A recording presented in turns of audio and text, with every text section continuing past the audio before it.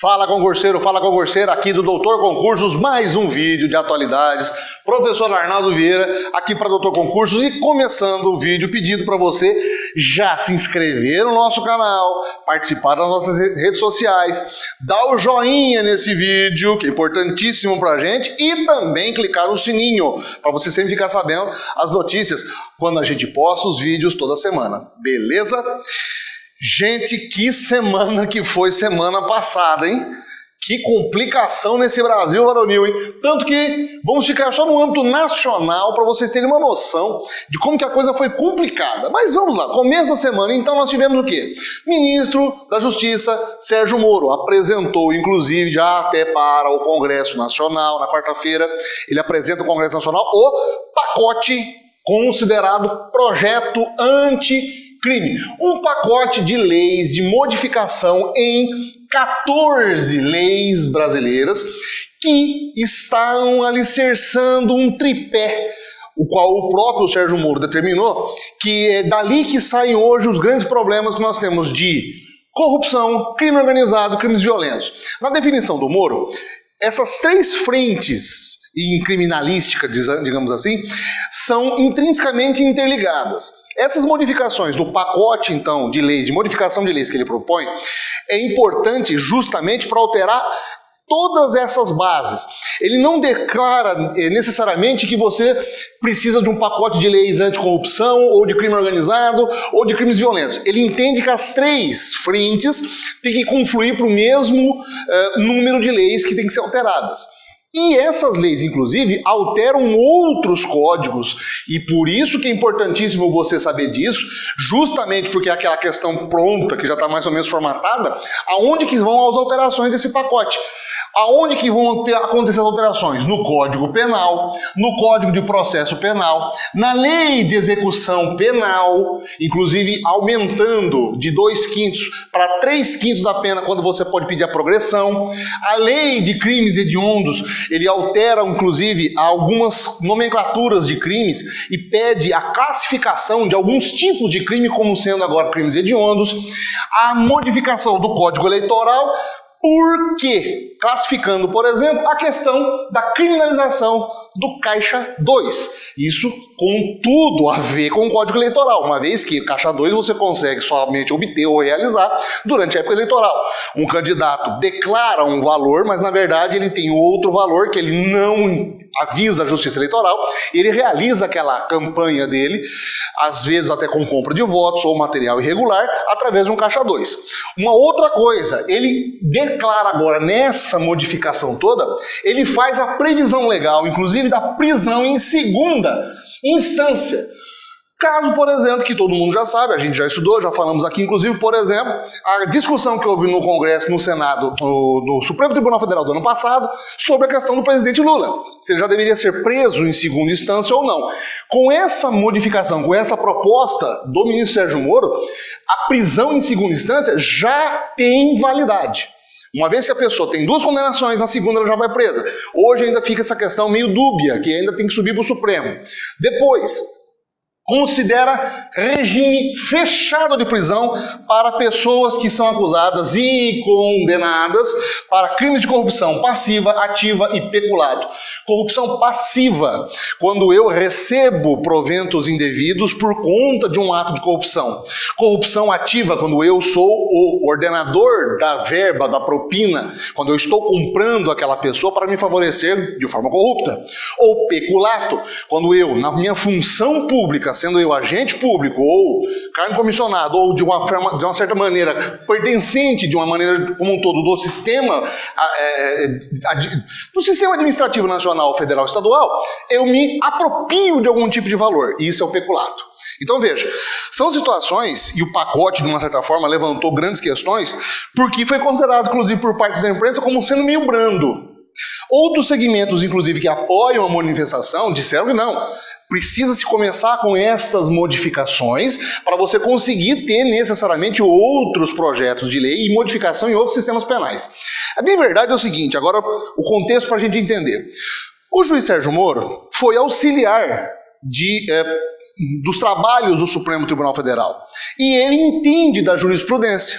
Então uma das principais alegações dele foi a seguinte: olha, eu estou propondo um pacote que é factível, juridicamente ele não vai causar problema. Ele não vai, por exemplo, gerar grandes problemas legais. Por quê?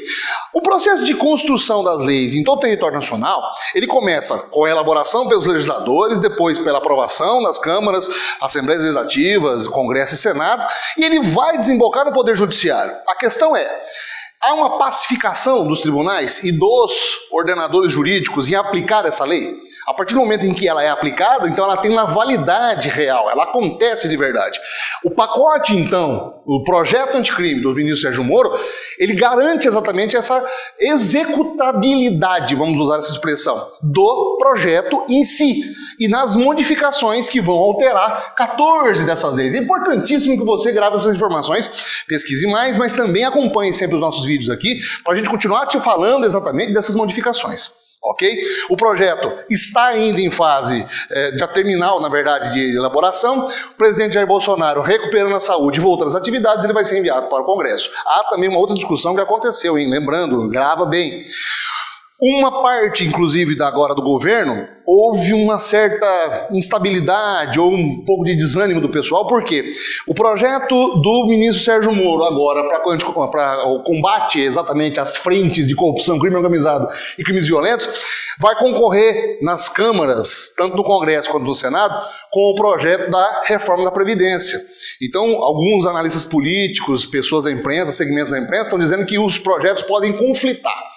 Vamos observar, vamos continuar observando. Também agora, no âmbito nacional, quisera eu não ter que falar, mas isso provavelmente também vai ser outra questão que vai cair. A cidade do Rio de Janeiro passou uma semana complicada na semana passada, hein? Primeiro começou com uma tempestade que destruiu a cidade na quarta-feira, causou alagamentos, muitos problemas na cidade, encostas caindo, em cima de ônibus, um monte de problema. A cidade do Rio de Janeiro, o estado do Rio de Janeiro como um todo já não passa bons momentos, já não é de hoje, né? Mas a cidade do Rio de Janeiro sofreu muito exatamente na semana passada, com vários problemas de ordem, inclusive estrutural, que infelizmente culminaram na sexta-feira numa tragédia que todos nós acompanhamos, que foi o incêndio no centro de treinamento do Flamengo, no Ninho do Urubu, com a morte de 10 jovens que eram atletas dos times de base do Flamengo, que estavam naquele alojamento, estavam dormindo na madrugada de sexta-feira. Quando foram, muitos acordaram, inclusive, sentindo um cheiro de queimado, fumaça, sons de estalos.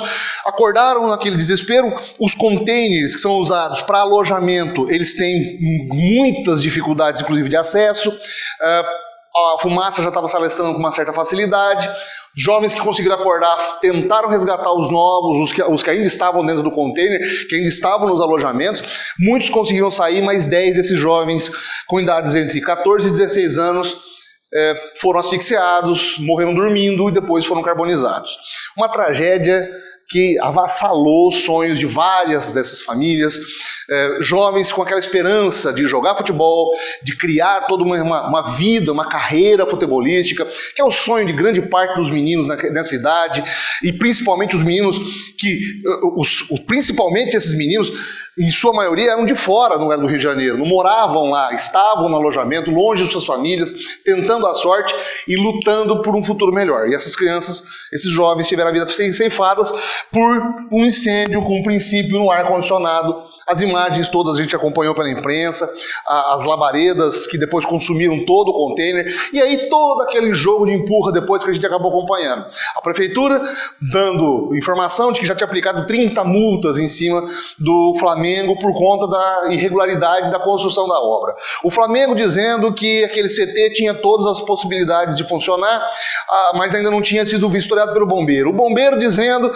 que tinha emitido os laudos, mas que aquela parte não tinha sido declarada, não tinha sido colocado nos projetos. Enfim, o que fica realmente como tragédia para nós é a morte desses 10 jovens, que tiveram as vidas ceifadas por conta exatamente de acreditarem no sonho, confiarem numa instituição, confiarem no clube e, infelizmente, por uma tragédia, terem os seus sonhos interrompidos. Essa pergunta, isso pode cair no concurso? Provavelmente, porque são fatos que estão interligados com outros tipos de assunto. Principalmente a questão da juventude cada vez menor, a idade cada vez menor, com que esses jovens vão parar nesses grupos, nesses grandes times. Depois, a infraestrutura que é necessária para esses meninos. Por mais que a gente hoje saiba, com todos os detalhes que eles tinham, acompanhamento médico, acompanhamento psicológico, etc., e que estudavam, esses meninos são muito novos, colocados numa exposição em que você vai encontrar o empresário, você vai encontrar o cartola, o time que lhe vende. É um comércio muito grande nisso. Então essa relação toda, todos esses itens que estão por trás, podem ser alvo de perguntas para vocês. Mas infelizmente a gente tem que noticiar, porque foi um fato, é atualidade, a gente tem que noticiar. Ok? É muita coisa para pouco tempo, mas infelizmente a gente tem que avisar, exatamente orientar vocês para esses assuntos, e a gente espera que notícias tão ruins quanto essa a gente não precisa ficar dando todo o vídeo. Mas infelizmente é um fato e a gente tem que acontecer. Nem tivemos âmbito internacional essa semana, porque aconteceu tanta coisa no nacional, não é? Pois é. Encerrando o vídeo, pedindo para você então, novamente, curtir esse vídeo, participar nas nossas redes sociais, compartilhar, sempre se inscrever no nosso canal e clicar no sininho pra gente sempre produzir material muito bacana pra vocês, tá legal? Um grande abraço, a gente se vê semana que vem, gente, valeu!